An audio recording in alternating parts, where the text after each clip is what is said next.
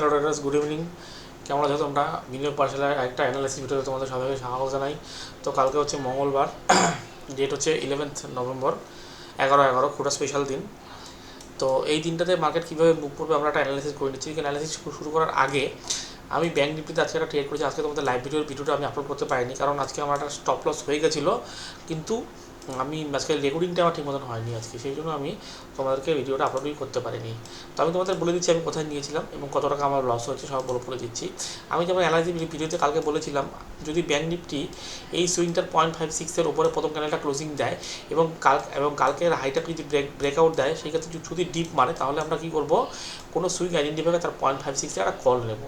Exactly bank Nifty তাই করেছিল। প্রথম এই সুইংটার 0.56-এর উপরে মার্কেট ক্লোজিং দিয়েছে ফার্স্ট ক্যান্ডেলটা, এবং ডে হাইকেও ব্রেকআউট দিয়েছিল। দেওয়ার পরে আমি কী করেছিলাম, এই লো থেকে ডে হাই, মানে প্রথম ক্যান্ডেলটার হাই অবধি এফআইবি ড্র করেছিলাম এবং তার 0.56 জোনটা ড্র করেছিলাম। তার 0.56 সম্ভবত এই সমস্ত জায়গাতে হয়, এবং সেখানে মার্কেট সাপোর্ট নেয় এবং এই ক্যান্ডেলটা হাই যখন ব্রেকআউট দেয়, তখন আমি এখানে একটা কল সাইড এন্ট্রি করি এবং মোটামুটি এই সমস্ত জায়গাতে আমাকে ভালোই প্রফিট হয়েছিল। কিন্তু মার্কেট পরে কী করে, ব্রেকডাউন দিয়ে নিচে আসে এবং আমার এসএলটা উড়িয়ে দেয়। স্পটে দেখো এসএল হয়নি, কিন্তু প্রিমিয়ামে আমার এসএল হয়ে গেছে। যেহেতু আমি বাইংটা একটু উপরের দিকে আমার হয়ে গেছিলো, সেহেতু আমার স্পটে আমার এসএলটা হয়নি, কিন্তু প্রিমিয়ামে আমার এসএলটা আমি নিয়ে নিয়েছিলাম। 20 পয়েন্টের এসএল একবার হয়ে গেছিলো। তারপরে মার্কেট যখন এই সুইং থেকে, তারপরে কী করি, এই সুইংটাকে আমি এফআইবি ড্র করি। এটা হচ্ছে 0.5-এর লেভেল। 0.5 থেকে যখন মার্কেট আরেকবার সাপোর্ট নেয়, তখন দ্বিতীয়বার আমি এই ক্যান্ডেলটাতে হাই আমি একটা বাই করেছিলাম এবং এখানে আমি এসএল লাগিয়েছিলাম। মার্কেট সেকেন্ড টাইমও আমাকে কী করে, অল্প প্রফিট দেখে ব্যাক করে গেছে, আমার এসএলটাকে উড়িয়ে দেয়। সুতরাং আমার ফার্স্ট ডেটে আমার 23 পয়েন্টের এসএল চলে যায় এবং পরের ডেটে আমার 21 পয়েন্টের এসএল চলে যায়। টোটাল আমার 44 পয়েন্টের মতন আমার এসএল চলে যায়। তো তারপরে আমি আজকে আর ট্রেড করিনি, এবং পুরো দিন দেখো মার্কেট একদম পুরো চপই ছিল। সুতরাং এখানে ট্রেড করার কোনো জায়গাই ছিল না কোথায় আমি ট্রেড করবো, ঠিক আছে। তো এটাই ছিল আমার আজকের দিনের ট্রেড।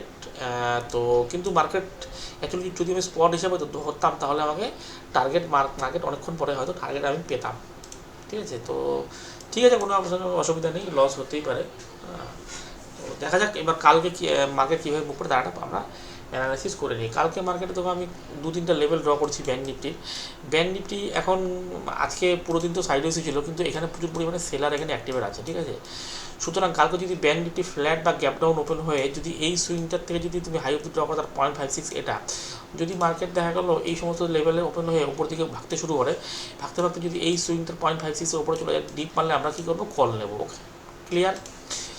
আর যদি ব্যাঙ্ক নিফটি দেখা গেলো গ্যাপ আপ ওপেন হলো, এই সুইংটার ওপরেই ওপেন হলো, সেই ক্ষেত্রে যদি ওপেন হওয়ার পর উপর দিকে ভাগতে শুরু করে, সেই ক্ষেত্রে আমরা কলই নেব।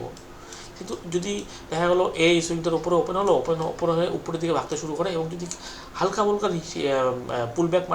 পুলব্যাক দেখে সেখানে আমরা কল নেব। ওকে। আর যদি ব্যাঙ্ক নিফটি ফ্ল্যাট ওপেন হয়ে যদি এই সুইংটার 0.56 থেকে নিচের দিকে আসতে শুরু করে, সেই ক্ষেত্রে আমরা এখানে একটা পুটও নিতে পারি। ওকে। আর যদি অনেক বড় গ্যাপ ডাউন হয়, সেই ক্ষেত্রে দেখা গেলো এই সাপোর্টটার আশেপাশে মার্কেট ওপেন হয়ে উপর দিকে ভাগতে শুরু করে, সেই ক্ষেত্রে আমরা এই সুইং থেকে এফআইবি ড্র করবো ডে লো, মানে প্রথম একটা লো অবধি, তার 0.56 যদি নিচের দিকে নামে, তাহলে সেখান থেকে পুট নেবো। আর যদি সেই 0.56 উপরে চলে যায়, সেই ক্ষেত্রে আমরা ডিপ মারলে আবার আমরা কল নেবো। এটা হচ্ছে আমাদের প্ল্যানিং। আর যদি হালকা গ্যাপ ডাউন ওপেন হয়, সেই ক্ষেত্রে এই সমস্ত সাপোর্ট এই সমস্ত জায়গায় অনেকের এসএল লাগানো থাকবে, সেই ক্ষেত্রে আমরা পুটই নেব। হ্যাঁ, সুতরাং অনেক বড় গ্যাপ ডাউন বা হালকা গ্যাপ ডাউনে আমরা এখন প্ল্যানিং করছি না, কিন্তু যদি ছোটো মোটো গ্যাপ ডাউন ওপেন হয়, সেই ক্ষেত্রে আমরা যদি ফার্স্ট ক্যান্ডেলটা অবজার্ভ করে আমরা ট্রেড প্ল্যান করবো। ওকে। তো এবার চলো নিফটিটা দেখে নিচ্ছি, নিফটি কীভাবে মুভ করতে পারে। নিফটি আজকে ব্যাঙ্ক নিফটি তো পুরোদিন সাইডে ছিল, নিফটি কিন্তু আজকে ভালোই মুভমেন্ট দিয়েছিল। নিফটি দেখো প্রথম ক্যান্ডেলটা কী করেছিল, এই 0.56-এর উপরে সাপোর্ট নেয় এবং এই সুইংটার 0.56-এর সাপোর্ট নিয়ে মার্কেট পুরো দিনই উপর দিকে ভাগতে থাকে। সুতরাং আজকে যদি আমি ট্রেডটা আমি ব্যাঙ্ক নিফটিতে করেছিলাম, ওটা যদি আমি এখানে করতাম, তাহলে আমার অনেক বড় প্রফিট আজকে পেতাম। তো জানি না ব্যাঙ্ক নিফটি আজকে কেন এরকম মুভ করলো, বুঝতে পারলাম না। সাইড ওয়েজই ছিল পুরো দিন, কিন্তু নিফটি কিন্তু ভালোই আজকে মুভমেন্ট দিয়েছে। সুতরাং এখন নিফটি আমরা কি দেখতে, নিফটি আজকে পুরো দিনের ক্যান্ডেলের 0.56-এ মার্কেট ক্লোজিং দিয়েছে, ঠিক আছে। সুতরাং যদি এর নিচে মার্কেট চলে, সেইতে আমরা বিয়ারিশ ট্রেড আইডেন্টিফাই করবো। আর যদি দেখা গেলো মার্কেট ফ্ল্যাট ওপেনে উপর দিকে ভাগতে শুরু করে এবং এই সুইংটার থেকে নিচ দিকে আসতে থাকে, রিয়েকশন নেয়, সেখান থেকে আমরা পুট নেবো। ওকে। আর যদি অনেক বড় গ্যাপ দেখা হলো এই সুইংটার উপরে মার্কেট ওপেনে উপর দিকে ভাগতে শুরু করে, সেই ক্ষেত্রে আমরা একটু ডিপ মারলে আমরা কল নেবো।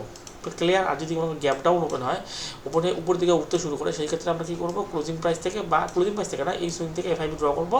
তার 0.56 থেকে যদি নিচের দিকে আসে তাহলে সেখান থেকে পুট নেবো। আর যদি সেই 0.56-এর উপরে মার্কেট চলে যায় সেই ক্ষেত্রে আমরা একটু ডিপ মারলে কল নেবো। ক্লিয়ার। আর যদি অনেক বড় গ্যাপ ডাউন ওপেন হয়, দেখা গেলো এই সমস্ত জায়গায় ওপেন হলো, সেই ক্ষেত্রে আমরা ফার্স্ট ক্যান্ডেলটা অবজার্ভ করবো, তারপরে আমরা ট্রেড প্ল্যান করবো। ওকে, তো এটাই হচ্ছে আমাদের প্ল্যানিং। দেখা যাক এবার মার্কেট কীভাবে মুভ করে কালকে। তো চলো ভিডিওটা এখানেই শেষ করছি। আর এই চার্টটা আমি আমার টেলিগ্রাম চ্যানেলে আপলোড করে দিচ্ছি, তোমাদের যদি প্রয়োজন হয় তোমরা সেখান থেকে ডাউনলোড করে নিতে পারো। টেলিগ্রাম চ্যানেলের লিঙ্ক আমার ডেসক্রিপশনে দেওয়া আছে, তো চাইলে পরে তোমরা জয়েন করতে পারো। ঠিক আছে, আর ভিডিওটা প্লিজ একবার লাইক করে দাও। তোমরা যদি লাইক না করো তাহলে আমি ভিডিও তোমাদের জন্য বানাবো না, কারণ আমি এত মেহনত করে তোমার জন্য ভিডিও বানাই, তোমরা লাইকই করো না ভিডিওতে। সুতরাং ভিডিও সাবস্ক্রাইব করো, লাইক করো, তাহলেই তো হবে না। তো চলো ভিডিওটা এখানেই শেষ করছি, দেখা হচ্ছে একটা ভিডিওতে কালকে। ততক্ষণ গুড বাই।